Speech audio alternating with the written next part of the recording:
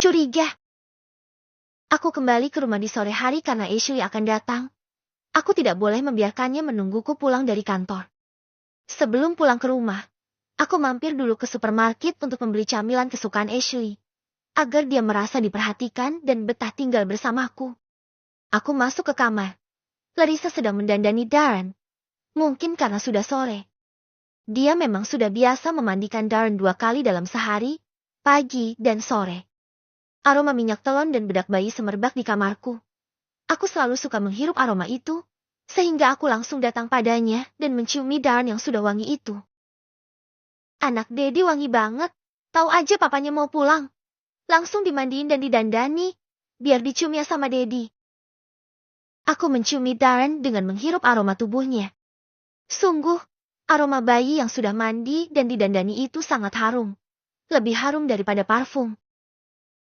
Sekarang kalau pulang yang dicium itu Darren, maminya dilewat terus. Celetuk Larissa.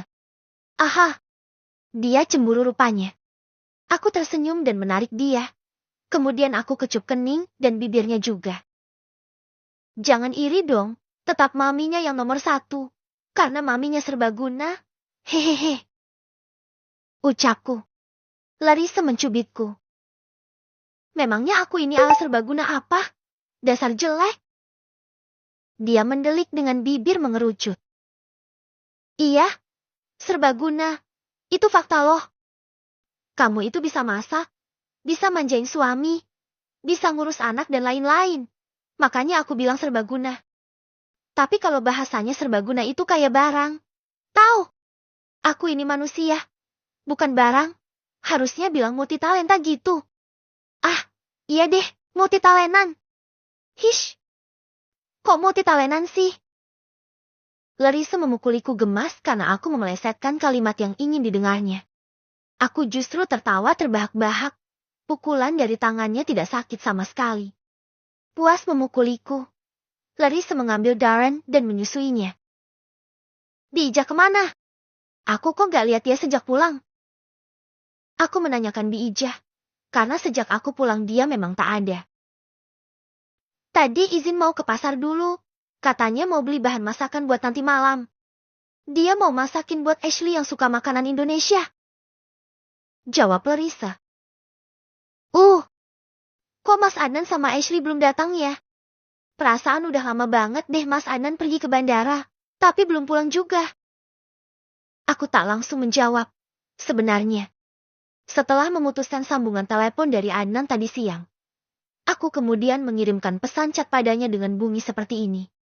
Nan, kamu bawa Ashley jalan-jalan dulu aja keliling, supaya dia bisa tahu lebih banyak kota tempat kita tinggal. Ajak juga dia pergi ke tempat-tempat yang indah, oke? Bawa dia pulang nanti malam aja, soalnya saya akan bawa Larissa keluar. Kasihan kalau Ashley datang tapi kami gak ada. Begitulah isi chatku pada Adnan. Aku sebagai mengatakan itu, karena aku ingin Adnan dan Ashley bisa menghabiskan waktu mereka bersama. Dengan begitu, hubungan mereka pun tidak akan terasa hampa. Hei, kok malah diam sih ditanya kayak gitu? Aku curiga deh kamu sembunyiin sesuatu dari aku soal mereka. Iya kan? Larissa memicingkan mata curiga padaku. Aku tersenyum lebar. Dia bisa menebak kalau suaminya ini memang sedang menyembunyikan sesuatu. Iya, sebenarnya aku minta Adnan buat bawa Ashley jalan-jalan dulu keliling dan minta dia buat bawa Ashley pulang nanti malam aja. Niatnya, supaya mereka bisa menghabiskan waktu bersama gitu. Kamu kan tahu sendiri kalau mereka itu pacaran sekarang.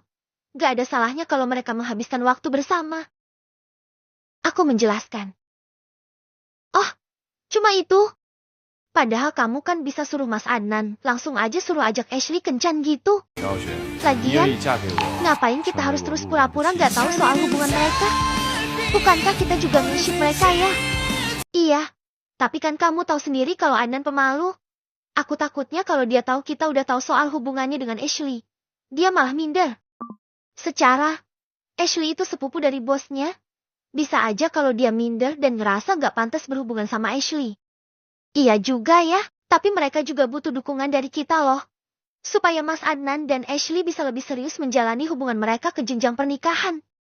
Aku masih belum rela Mas Adnan sedih gara-gara gagal menikah. Aku pengen Mas Adnan cepat menikah dan nemuin kebahagiaannya. Aku harap juga begitu sih. Semoga mereka memang sama-sama cocok buat jalani hubungan yang lebih serius. Bukan cuma sekedar pacaran aja. Larissa mengangguk. Harapan kami sama, yaitu Ashley dan Adnan dapat hidup berdampingan dalam ikatan pernikahan. Pukul jam 18:20. Mobil yang dibawa Adnan memasuki halaman rumah. Aku dan Larissa sudah menunggu di teras rumah akan kedatangan Ashley. Adnan turun lebih dulu dan membukakan pintu mobil untuk Ashley. Aku melihat dia tersenyum pada Ashley. Mesra juga ternyata. Ashley turun dari mobil. Kemudian dia berlari ke arahku dan memelukku. "Jason, aku rindu," ucapnya, memelukku erat. "Aku juga," jawabku. Ashley lalu memeluk Larissa. Keduanya melepas rindu sangat lama. "Bagaimana dengan perjalanannya? Apakah kau senang bisa menghabiskan waktu dengan Mas Adnan?" Larissa tanpa basa-basi langsung bertanya tentang itu. Ashley tersipu malu. Begitu juga Adnan yang menundukkan kepala dengan rona pipi yang memerah. "Udah deh. Kalian gak usah merahasiakan hubungan kalian dari kami lagi. Kita udah tahu kok. Jangan takut. Kita ada di pihak kalian dan akan selalu mendukung kalian." Aku berbicara pada Adnan. Dia tersenyum. "Jangan keras-keras. Bos, saya malu," ucap Adnan pelan. Aku terkekeh. "Kenapa harus malu? Bukankah kita akan jadi keluarga?" Adnan sangat kikuk. Dia lalu berpamitan padaku untuk kembali ke kamarnya. Aku geleng-geleng kepala melihat tingkah Adnan yang malu-malu kucing itu. Kami membawa Ashley masuk dan memasukkan kopernya ke dalam kamar yang pernah dia tempati saat berkunjung kemari. Dan kamar itu akan menjadi miliknya selama dia tinggal bersamaku. Ashley duduk di sofa dan membuka jaketnya. Dia mengipasi dirinya dengan tangan. "Wah, keras sekali," ucapnya kegerahan. Aku menyalakan AC dengan angin yang cukup besar, agar Ashley merasa adem. "Kemana Darren?" tanyanya. "Dia sudah tidur. Dia memang rutin tidur di jam segini," jawabku. "Ah, sayang sekali. Padahal aku rindu pada si Jason kecil itu. Gemas sekali jika melihat wajahnya yang mungil dan menggemaskan. Aku terkadang ingin menggigit anakmu itu. Dia seperti boneka. Hahaha, dia memang menggemaskan. Tidak hanya kau, tapi aku juga terkadang ingin menggigitnya." Bi Ijah datang membawakan minuman untuk Ashley dan menyajikannya di atas meja. "Makasih, Bi," ucapku. Sama-sama, Tuan," jawabnya. Dia tampak gugup.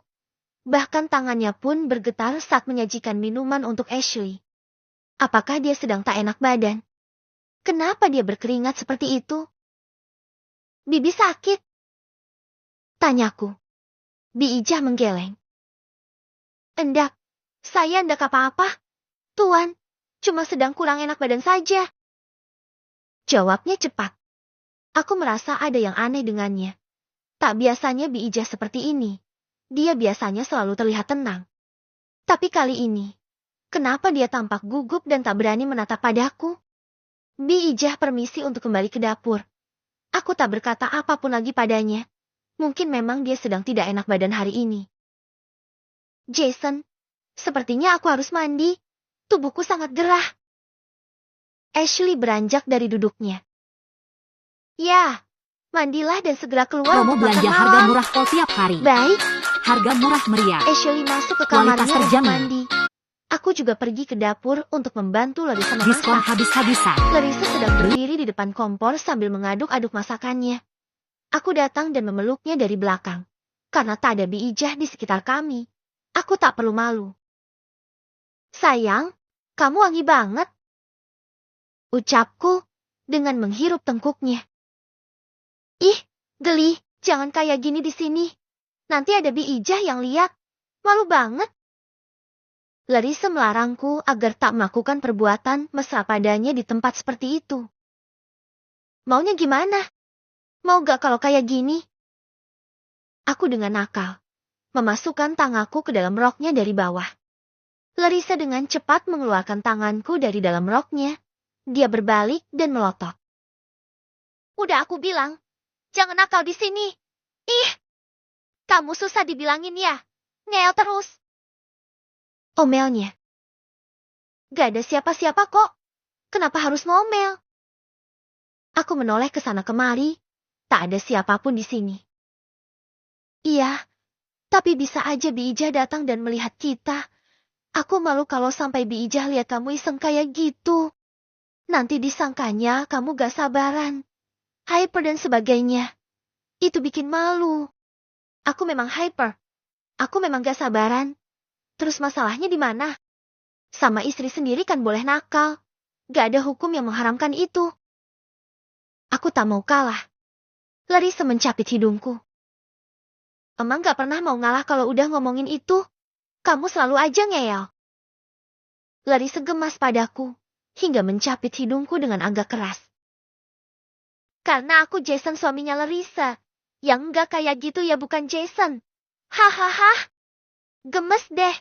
Dedinya Darren makin hari makin nakal. Larissa mencubiti pipiku. Sengaja, biar maminya Darren gemas terus. Hehehe. Larissa mengacak rambutku. Aku pasrah saja. Larissa berbalik untuk kembali memasak. Aku masih memeluknya dari belakang dan menyandarkan kepalaku di punggungnya. Kira-kira, kemana jam tanganku itu ya? Aneh banget gak ketemu juga. Padahal di kantor aku udah cari di mana-mana di ruanganku. Tapi gak ada. Ujarku. Masih jadi misteri hilangnya jam tangan kesayanganku itu. Iya, aku juga udah cari di kamar kita. Malah di setiap ruangan di sini. Tapi gak ada. Aneh banget sih. Biasanya kamu gak akan jauh-jauh simpan barang-barang kamu dari kamar. Rasanya gak mungkin deh kalau disimpan sembarangan kayak gitu terus hilang. Larissa juga merasa aneh. Nah, makanya, kenapa aku bilang sejak awal ini beneran aneh? Soalnya, aku gak pelupa parah. Kalau aku simpan barang pribadi pasti di kamar. Gak akan jauh dari kamar. Apalagi sampai di luar kamar. Itu gak pernah terjadi selama hidupku. Terus kemana ya? Aneh banget deh jam tangan itu bisa hilang gitu aja. Apa mungkin dicuri orang? Dicuri? Siapa yang berani curi barang berharga milik aku? Kalau barang yang lain aku gak begitu marah kalau aku tahu. Tapi itu barang dari mami. Seakan mami hidup di dalamnya. Kalau sampai hilang dicuri aku gak akan maafin orang itu. Aku berkata dengan tegas. Jika memang jam tangannya dicuri, aku tak akan memaafkan orangnya. Siapapun itu. Maaf, Tuan, Nyonya. Ada yang bisa Bibi bantu lagi? Masakan tadi sudah Bibi tata di atas meja. Mungkin masih ada yang bisa Bibi bantu? Bi Ijah tiba-tiba berkata pada kami. Suaranya bergetar. Dan lagi-lagi aku melihat tangannya gemetaran. Oh, gak usah. Bi, ini biar saya aja yang teruskan. Cuma sebentar lagi kok. Jawab Larissa. Kalau begitu, Bibi izin masuk kamar untuk istirahat. Kepala Bibi rasanya pusing. Wanita tua itu meminta izin dengan memegangi kepalanya seolah memang pusing. Ya, istirahat aja, Bi.